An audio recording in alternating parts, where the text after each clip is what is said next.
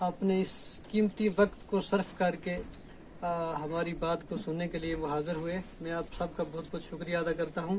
और आप लोगों ने यहाँ पे काफ़ी समय हमारा वेट किया। हम पंचायत छिनकनी में सर्वे कर रहे थे और हमने भी अपनी लेवल से बहुत जल्दी की, लेकिन फिर भी हमें टाइम लग गया। हम होस्ट टू होस्ट वेरिफिकेशन कर रहे थे, तो फिर सरपंच साहब के कहने पे हमने अपनी तरफ से बड़ी कोशिश की। तो चलो, अगर कोई कोताही होगी तो मैं सबसे पहले माफ़ी चाहूँगा। तो उसके बाद आज की ग्राम सभा का जो मुद्दा व मकसद है वो है प्रधानमंत्री आवास योजना। एक स्कीम है जिसको PMAY भी शॉर्ट फॉर्म में कहते हैं। उसके तहत क्या होता है कि गरीब लोगों को मकान देते हैं।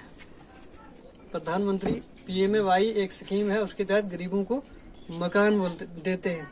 इसमें पहले एक स्कीम होती थी, उसको बोलते थे IAY, इंदिरा आवास योजना, जो इंदिरा गांधी के दौर में एक स्कीम शुरू हुई थी 1975 में।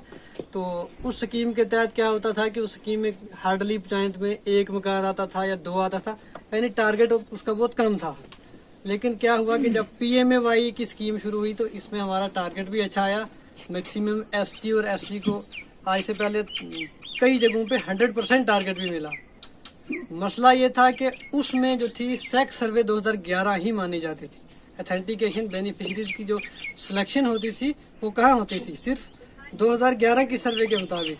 लेकिन उसके बाद क्या हुआ, जब 2018 में 2011 की सर्वे खत्म होने लगी तो फिर गवर्नमेंट ऑफ इंडिया ने एक हुक्मनामा निकाला और उसमें हर जगह पे हर पंचायत में जो थी वो आवास प्लस, आवास होता है घर, प्लस हो गया कि उनको और ऐड करने के लिए एक स्कीम, एक सर्वे निकाली गई।